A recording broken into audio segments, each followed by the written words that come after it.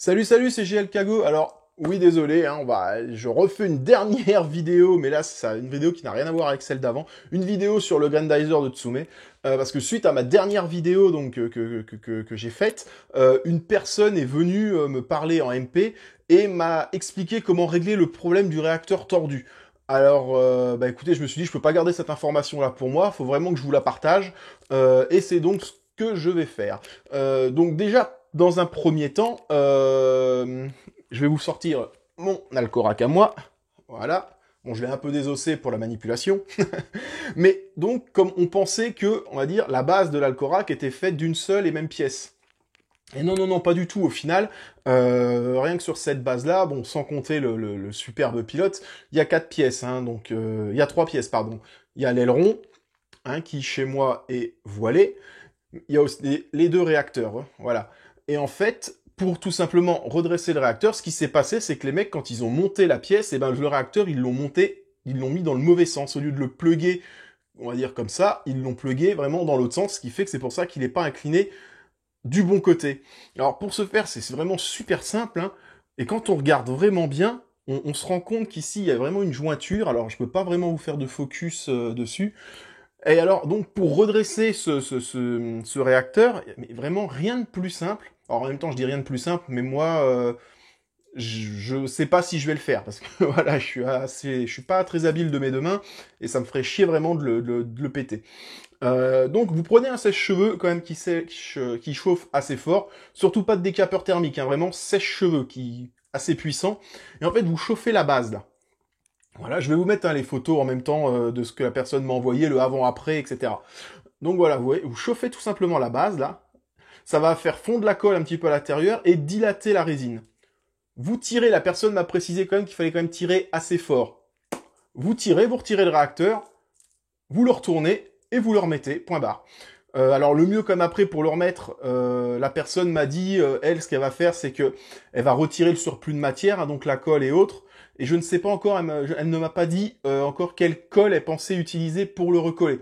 Parce que si vous le remettez, bien entendu, ça ne collera plus et le réacteur sera ballant. Et ce serait dommage, même si jamais il est posé, de le perdre. Donc voilà, il suffit juste, comme je vous le répète, hein, il suffit juste de chauffer cette partie-là, retirer le réacteur, le retourner et le remettre. Et la personne qui m'a dit cette méthode avait exactement le même problème que moi sur son aileron. Vous voyez, moi, il part légèrement de travers. Et elle aussi, en fait, elle a fait exactement la même chose. Elle a réchauffé un petit peu la résine, elle l'a remis droite, et voilà, il n'y a plus de problème. L'Alcorac est nickel. Donc voilà, attendez, je le repose. Donc voilà, c'est tout con, c'est vraiment tout simple à faire. Faut juste prendre son courage à 2 mains et y aller. Moi, comme je vous dis, je sais pas si je vais le faire. Si jamais l'un d'entre vous veut faire un tutoriel YouTube au final, où est-ce qu'il montre comment le faire ou autre, bah écoutez, il n'y a pas de souci. Ça serait vraiment avec grand plaisir. Comme ça, ben, ça pourrait vraiment permettre, au-delà des paroles, de voir comment faire et ça serait vraiment sympa. Donc, ben, si jamais une personne veut en faire un, écoutez. Pas de souci nous prévienne, hein, enfin qu'elle me prévienne ou qu'elle prévienne même la communauté via les groupes et autres, ce serait vraiment sympathique.